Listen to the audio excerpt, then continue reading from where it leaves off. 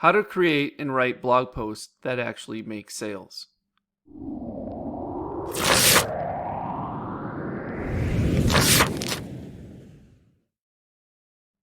Welcome to the Kerry Knoll Show. I'm your host, Kerry Knoll, and in today's episode, I'm going to talk briefly about how you can actually write blog posts that will convert those readers into buyers or customers. So recently, I was fortunate enough to stumble across an article or blog post written by the great Frank Kern, and I wanted to share what I discovered with you guys today. I'm referencing his exact blog post, and I'll share the link to it so you can read it for yourself, but I just wanted to talk about it quickly and basically recap exactly why it's so powerful and why you need to be doing this when you're writing your own blog posts, articles, reports, social posts perhaps, or anything else for that matter.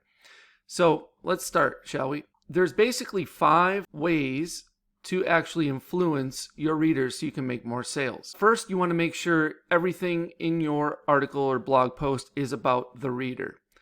And, we all want to talk about ourselves and our story and all this fun stuff and our own products or services, but really nobody cares about that. What they care about is themselves when they come, when a visitor comes to your webpage to read a blog post or an article.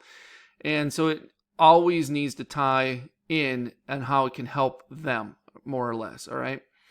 And even more important than them is their own results, and that's number 2. Number 3, use the magic words so you can. And Frank talks specifically about how most people will tell you to talk about your own products, your own services, about the features and benefits, but you shouldn't do that. What you actually want to do is explain how the benefit directly relates to the results your reader wants to get, okay?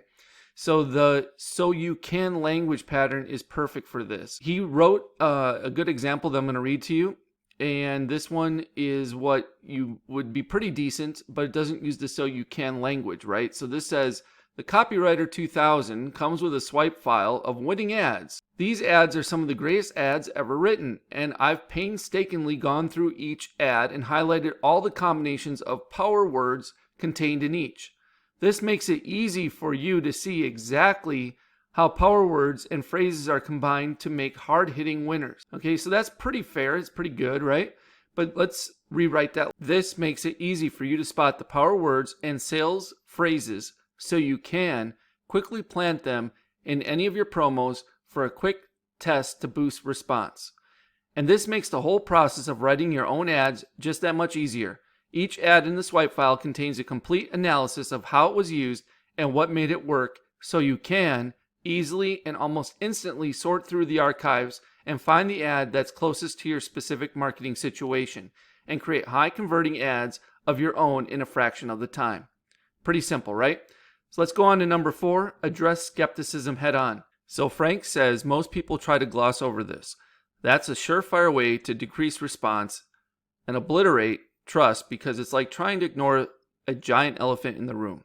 You both know it's there, and if you pretend it's invisible, you look like a moron. The best approach is the "you might be wondering" language pattern. It works like this. First, you identify the main area of skepticism. In the example, let's say you're selling a course on list building, and the prospect's main area of skepticism is that he thinks it will be too hard from a tech perspective. The next step is to address the objection by framing it as a question he might be having, like this. You might be wondering how you're going to survive the brutal paces of having to figure out complicated internet software. Now, it's the time to answer the question using the classic feel, felt, found pattern. That looks like this. I know exactly how you feel. In fact, I felt the same way when I started. And up until recently, there was a brutal learning curve. In fact, it was worse than most people realize. But a few months ago, I found a simple way to get my systems built that's 100% tech free. I was able to build everything in an afternoon, and it was so easy. I didn't even have to read the directions. In fact, there was no software to install, no code of any kind. When I think about it, it was actually fun. So you see how we used the feel, felt, found pattern in that? That's number 4. Number 5, tell them what to do next. Everything you write or publish should have a desired end result that benefits you and the reader.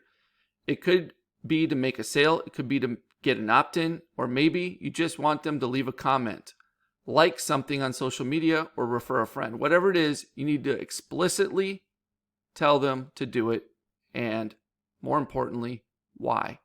Okay? Also, when writing these types of blog posts or articles or reports, you really want to use lots of subheads that basically, if skimmed through, tells the complete story of what this blog post or report or article is really about. So when your reader skims through those blog post subheads, they can easily devour the entire blog post without actually reading any of the paragraphs. On top of that, you want to make sure your paragraphs are relatively short. Each sentence is relatively short. You should be using third grade or fourth grade level reading or writing. So you should try to make sure anything you write, you put into like the Hemingway app, which is completely free, which will make it that way. It'll dummy it down for you if you write a little bit more sophisticated above that level. And, you want to make sure also at the very end of your blog post or article that you add a PS section, because a lot of people will just skim the entire article or blog post and scroll all the way to the bottom. And then if you have a PS, a lot of times people will read the PS. Of course, that's where you can restate your main point of the entire blog post or article. So if they don't happen to read it, they can read that much of it. And then if that's of interest to them, maybe they will decide then at that point to go back up and start reading it from the beginning. So no matter if you don't have to use just PSs in emails, like which are where you traditionally find PSs, you can definitely use them in any article, report, or blog post, or social post, or anywhere else for that matter, because it definitely always draws some attention. On that note, what'll happen is most people will eventually then scroll back to the top once they realize the length of the post, and or they can read those subheads and devour the entire article or blog post itself so they can get a full grasp of what it's about. And then, of course, their mind already has told them, hey, it feels easy to read. I can read this. This makes sense to me. It's not going to take very long for me to actually read every single word of this thing, so let me go ahead and do that. And essentially, that is the way to write, to get your writing consumed, right? You will do a much better job by using those 5 ways to influence your readers so you can make more sales. Once again, let's recap. Number 1, it's all about the reader, not about you, not about your product, not about your service. It's about the reader. Okay, number 2, more importantly than the reader themselves, it's more about their results. So make sure that you're emphasizing that if they read this particular article or blog post or report, what the result will be from that and how it can help them.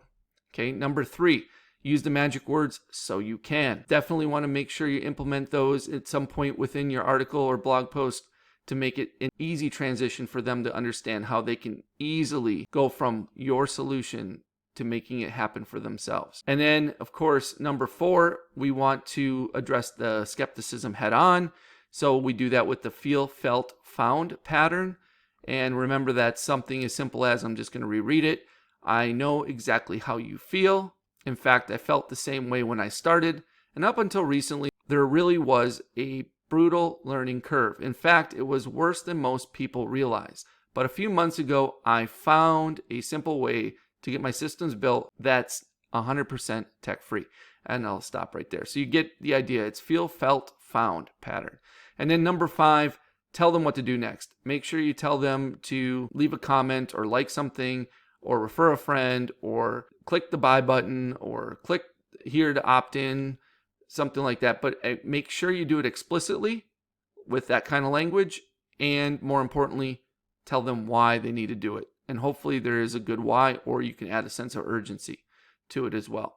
And then finally, once you have all that figured out, make sure you add a PS section to the bottom of any article, blog post, or report for those people who like to skim through and actually won't read the entire thing, but then you have an opportunity to catch them at the very end and make your points of the whole entire blog post, article, or report again, so that they get what this was about to begin with.